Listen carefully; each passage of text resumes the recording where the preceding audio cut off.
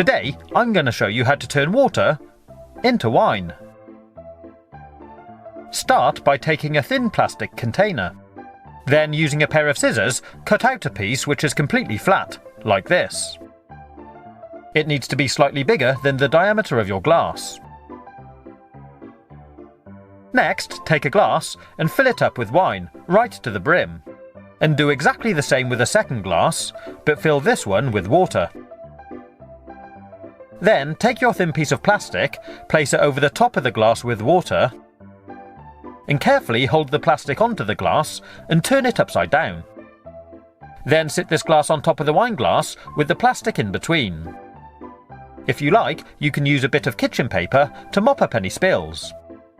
Then, holding the top glass, carefully slide back the plastic to make a really small opening in between the two glasses. Straight away, you should see the wine starting to transfer from the bottom glass up to the top. Wine and water have different densities, so the heavier liquid, in this case the water, sinks to the bottom, while the lighter, wine, rises to the top. Pretty cool, huh?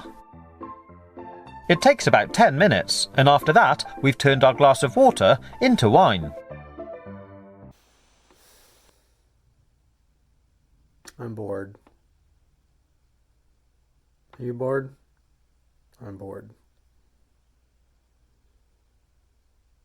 Being stuck at home like this, not able to hang out with friends, not really going anywhere. It's going to be pretty bored, and being bored like this, it can really lead to us feeling unhappy too, pretty bummed out.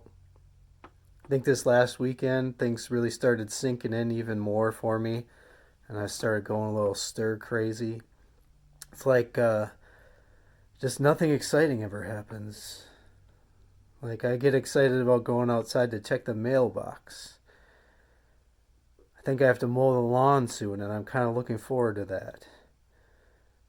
Yeah, it's just boring. Anyway, check out this video clip here. This is some actors acting out a scene from the Bible where Jesus is at a wedding and he's asked to help out. All right, here it is. 2 days later, there was a wedding in the town of Cana in Galilee.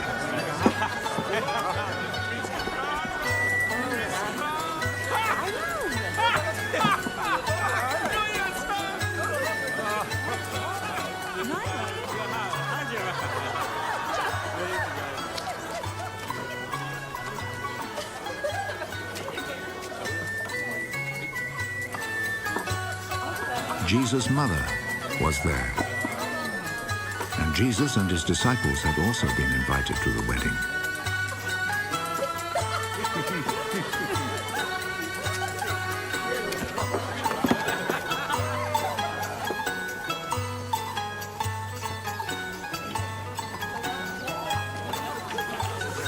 When the wine had given out, Jesus' mother said to him, "They are out of wine."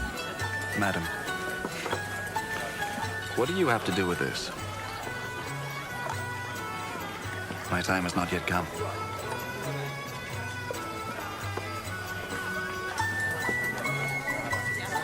Do whatever he tells you.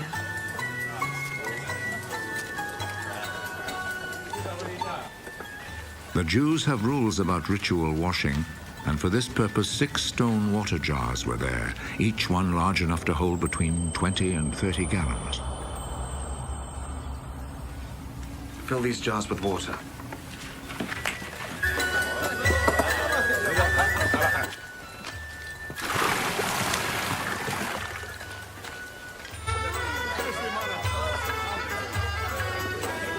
They filled them to the brim.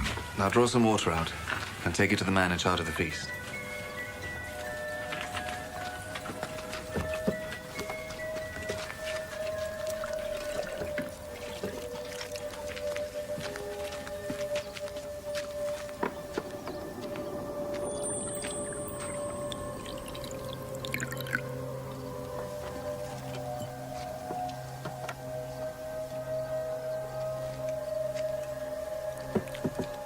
They took him the water, which now had turned into wine, and he tasted it. He did not know where this wine had come from. But of course, the servants who had drawn out the water knew. So he called the bridegroom. Everyone else serves the best wine first. And after the guests have drunk a lot, he serves the ordinary wine.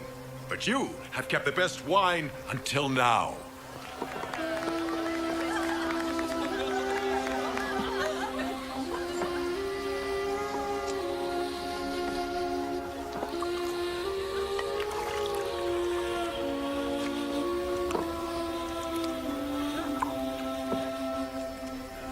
Jesus performed this first miracle in Cana in Galilee. There he revealed his glory, and his disciples believed in him. So here's why I like that story. Jesus is at a wedding, and he helps out by turning water into wine, his very first miracle ever recorded in the Bible, just to help out, just to make people happy. I find it interesting that his very first miracle was not something huge, like healing someone of a disease or raising someone from the dead. His very first miracle was just, some people at a party ran out of wine. I'm going to help out. It's all about just making people happy, bringing them a little bit more joy. And to me, that means a few things. I think in this story, we can see that God cares about the small details in our lives. And I feel like my life is all just small details right now. Like waking up, maybe taking a shower if I'm feeling really motivated, making some breakfast, doing a little work, making some lunch. Like nothing exciting is happening, but God still cares about all those small things that are going on in my day and in your day.